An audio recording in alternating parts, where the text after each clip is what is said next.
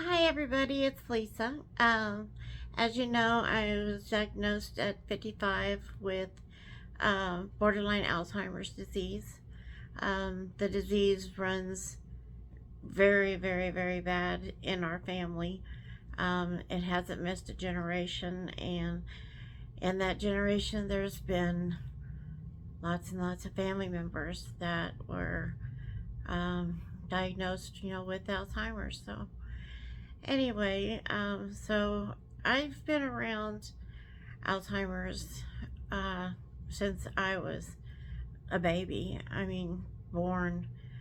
Um, my grandmother had it, and as some of you guys know, when I was young, I would go to their house every weekend and every summer. I took care of my grandma.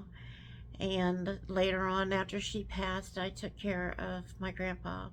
This lasted up until I was about 16. And then uh, gosh. Anyway, sorry. There's probably going to be times when I may have to pause a second. But anyway, I thought I would do a video on what it is like um, to be diagnosed. I the very few people that know, um,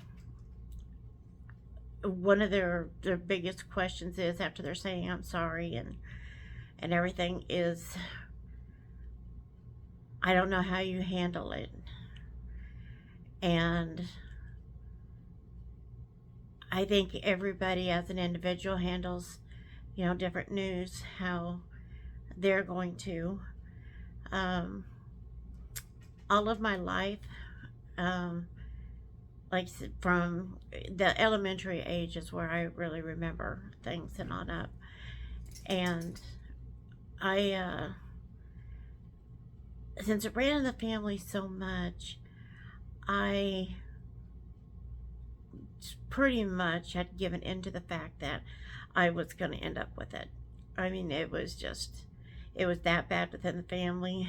After seeing Grandma go through what she did, I knew. I mean, there's no other way to say it. I mean, I knew. Let's put it this way: I knew there was a great possibility I was going to end up with it. Maybe that's a better way of putting it. Anyway,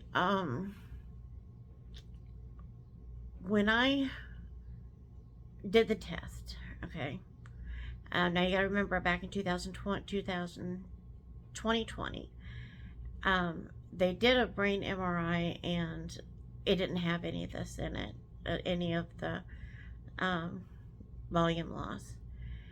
And fast forward to now, I have been in an extreme amount of pain that I can't even describe at all. It was so bad, but they wanted to check my head. They were checking for that myelin sheath thing, and so they did the MRI. I was interested in the MRI because it showed something. It wasn't volume loss, but like something. It said unspecific. They didn't know for sure what it was. This one here, let me back up. That's the reason why I was interested in the MRI in itself. Let me go from there. So when I got the MRI, I was shocked. I mean, I guess shocked is not the word. Okay, let me put it this way. I went in to medical records there in Via Christi in Pittsburgh and picked up my MRI. As I said in another video, I started walking back out to the car. Oh, by the way, that's Noodles, my cat. Anyway, as I was walking back to the car, I decided to sit down on one of the seats that was lining the hallway and go ahead and read the MRI there instead of going outside. Well, when I read it, I literally just, I mean, I dropped my head. And it, I knew. I mean, I knew that's what it was and what it meant. Um, I did used to be in nursing, so I know too much actually. But anyway, uh, so I got in the car. It took me probably a good 20 minutes sitting there um, because I couldn't stop crying. Um, it was it was devastating. To me, that moment was the moment I was diagnosed, not later when the doctors tell me. Um, I go and about maybe a week and a half later, I have an appointment up in KU with the neurologist. It's for him to tell me about the test. And I, I had my Kindle Scribe with me, and I had Darren with me beside me. And in my Kindle Scribe, I started just writing. It was a long wait, so I wrote pages after pages after pages about what it was like sitting there, um, waiting for that to walk into that room. I mean, I wasn't nervous at all, or not nervous. I'm sorry. Yeah, nervous. I wasn't nervous at all because, um, I mean, I already knew, what it was going to be. So, that part was no big deal. What did is it terrified me. I mean, I was absolutely terrified, um, and scared, just so scared. And I knew what he was gonna say, but to believe it all these years since I was, 18, and um, I did not want him to. I couldn't hear it. I didn't want to hear it because to hear it was to confirm what I already knew, and he was going to be taking away my last bit of hope that it wasn't, I guess. Um, when we were in the clinic, he told me, I had some ischemic changes with moderate changes in my head, and so with that, I just got to be careful and no stress or anything, so that way I don't end up stroking out. And believe me, this Alzheimer's thing is just not helping that mission. But anyway, we are sitting there. Darren keeps putting his hand on my arm, just kind of silently let me know he was there, and I needed that support. And when the subject of the MRI came up, he turned his computer around where I could see everything, and I could see the head scans, or brain scans, whatever you want to call them. And he asked me some questions, and he said because of the familial in the family and the fact that my grandmother was my age, when she got it, he, and because of the MRI, what it showed the MRI, he wants to do a lumbar puncture. And so it's okay, that's fine. I was more concerned in that appointment about the ischemic change, because of course I know what that means too, and the fact that it was moderate. But I was more worried about that and my pain. And I could tell at one point he was kind of like he was surprised that I wasn't taking the Alzheimer's part more seriously. And I think if he knew my past and how expected it was, didn't even know. But anyway, my doctor, my regular doctor up in KU, had went ahead and prescribed me some Xanax, 7 of them, to help me get through the lumbar puncture. Because she knew at that point, what of course, what I was facing. So of course I'm nervous as heck. Not to mention it was a lumbar puncture, which honestly wasn't nothing. But anyway, um, I'm sorry. I do this. I have like little spaces where my memory just stops and then it picks back up again. Um, I was nervous then at that point, but more so of the lumbar puncture itself, um, rather than the results at that time. Now, when I did the lumbar puncture, I was the gambit. I mean, just complete gambit. Every emotion, I was feeling it, because I was scared to death because I knew this was going to be the last confirmation they needed. And yeah, I was everything: sad, happy, scared, nervous, uh, the whole 9 yards. But anyway, um, that was a very long wait. It was a very, very long wait. And but the wait was only what, a day, maybe the second day that I got the results. Anyhow, it came back borderline. Um, the only reason they didn't, there's two main things in Alzheimer's, um, but they caught mine so early they don't know. That's the problem.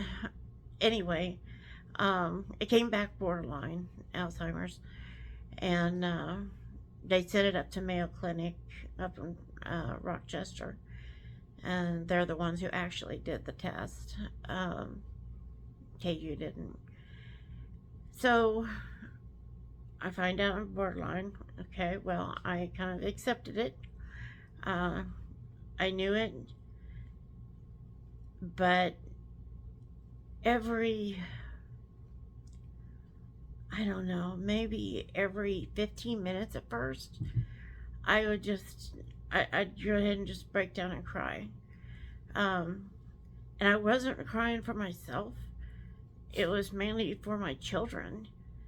Um, I know what it's like to be in this world without a mom, and it's never ever something that you want for your children, no matter what the circumstance. I mean, yeah, but anyway, I'd break down and cry, and then I'd kind of gather myself back up. Um, there is, and it got better as time went on. Um, and the times that I did that was spacing out more and more. Um, I had to still work. The day even after my lumbar puncture, I went straight, to work. I only took off enough time to do that lumbar puncture, and that was difficult. It was difficult, but it wasn't too bad, in a lot of ways. But the customers really helped me, believe it or not, even though they're grumpy. But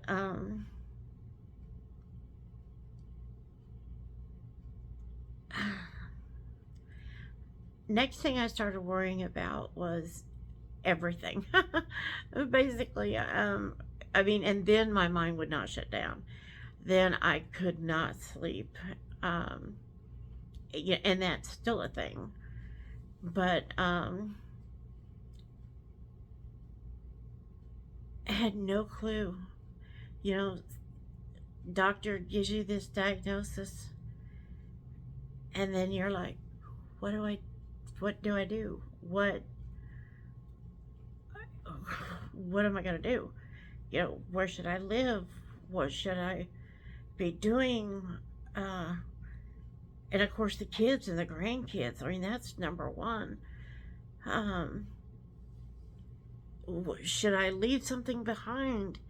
How how can I tell them that I love them even though I'm gone? Um, you know, I, anyway, all those worries. Where am I going to live? Or what should I do? How long is this going to take? How quick is it going to come on? Um, there's just lots of decisions that need to be made, and honestly still do. Some of them has been made, um, but there's still lots of decisions that has to be made. Um, Number one being, in what direction should we move? Um, that's a kind of a major one right there. We know where we want to go, but affording to live there is not feasible. Not really, that we know of. Anyway, I still have all those feelings and those worries, but not to the extent of what I initially did. One of the best things that I chose to do was these videos. I mean, you should have seen me when I actually got a tripod, and I was like a kid at Christmas. I couldn't wait. I was actually working at the same time. I was trying to drag the thing out of its bag and set it up. Yeah, that's. I'm sure I was quite a sight. But I think with the videos, it helps me to leave something behind to my children and my grandchildren and my great grandchildren. Hopefully, they have streaming services still that long, and I hope that my children does take time out. Maybe once a year, just to put one of the videos up that I'll make. Of course, none of these, but unless you want. But yeah, I think it's going to be a good therapy for me. That's another thing. At one point, you got to remember, this is within the last month, so everything's been happening really quickly. But at work, I run a team of 28 people, and it's my job to keep them connected to Amazon. And by doing that, one of the biggest things that we face at work, of course, is stress. I mean, you would not believe the amount of stress that we have at my job. And it is a specialty department. Anyhow, I'm the supervisor, so I get the worst of the worst of the worst calls. But like, I remember what I was telling you that. Oh gosh, wish one of you guys could reach through this thing and tell me what I was talking about before I started out saying about that. Oh goodness. Bear with me. Okay. I don't know. I don't think that one's gonna come back so that I can remember. One of the things that Darren said, and he didn't mean anything. He didn't mean anything by it, but he said, I can't even imagine what that might be like in you forgetting something and wondering if it's just an everyday normal forgetting or if it is because of Alzheimer's. He said he couldn't imagine going through that. And trust me, it is one of those things that I constantly It's in my mind lately. Hopefully that gets better. But um, anyway, gosh, this video has been going on and on. And I don't know if I even said much, but I'm trying to touch base about what it was like to get diagnosed. But anyhow, oh, I know what I was talking about. I was leading a team of 28 people. Anyway, they one of the things that we have is the stress. So it is my job to get them to mental health services if they need it.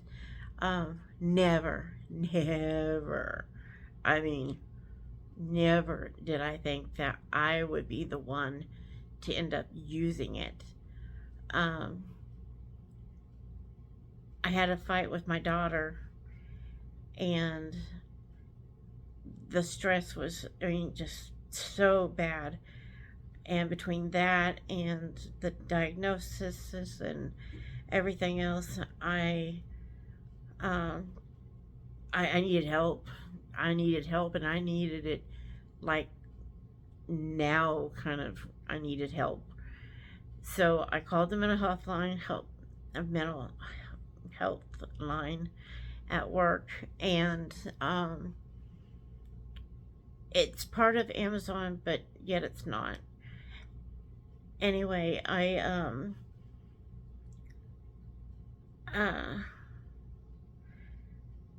just broke down. I did. And I mean, I kept my composure for the most part, but it was nice to actually have somebody, you know, to talk to, that I didn't have to worry about, you know, what I said, or, you know, or having to bring up the diagnosis and stuff. And so by the end of it, they know therapy. Lisa needs therapy. So they're putting me in touch with somebody that does therapy. And so they're doing it. Well, when I was here the other day, I had an appointment with my regular physician. She told me how sorry she was about the diagnosis. And I just started crying. I did. I broke down, and I would gather myself, you know, kind of back up, you know, where I could see without the tears.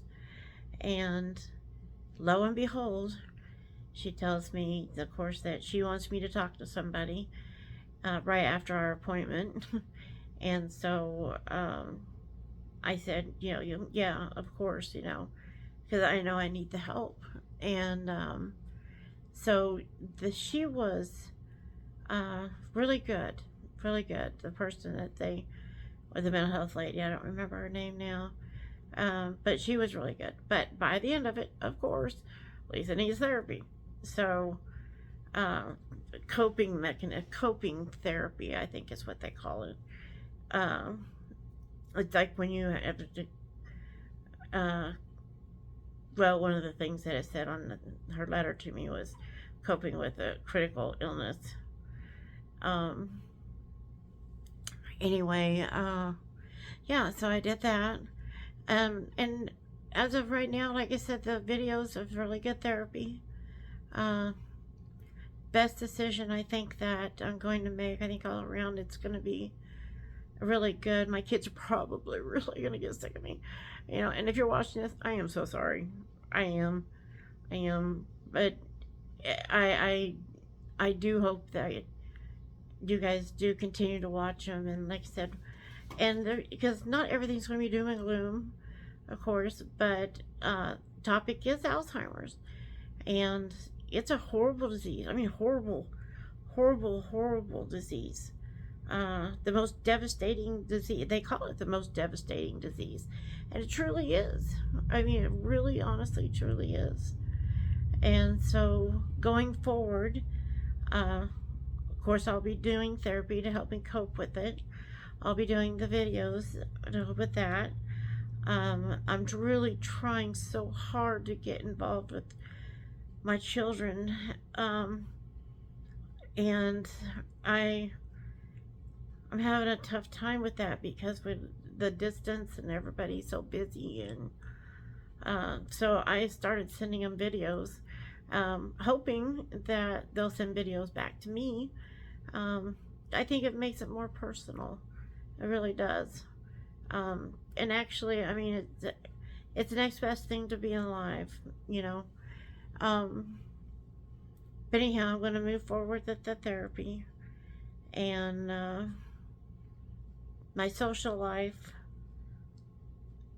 Of course, you know, I have somebody that I'm seeing now, and he's been wonderful. Oh my gosh, I, I, I probably, he keeps he's a blessing. Let's just put it that way. He's a blessing, and he plans on staying by my side the whole time.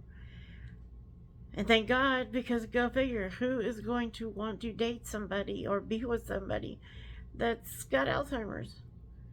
I mean, you'd be more crazier than the person that's got Alzheimer's. I mean, let's think about it. I mean, most people would not do that. Um, they would be very rare and far in between. Um, but anyway, this has gone on long enough. All I'm going to do is I'm going to keep going forward. Um, keep throwing myself into my children if I can, whenever I can. If I can video with them, at least do that. Hint, hint, if you guys are seeing this. And, like I said, and do the therapy and do the videos. So, there we go. That's Lisa's plan of action.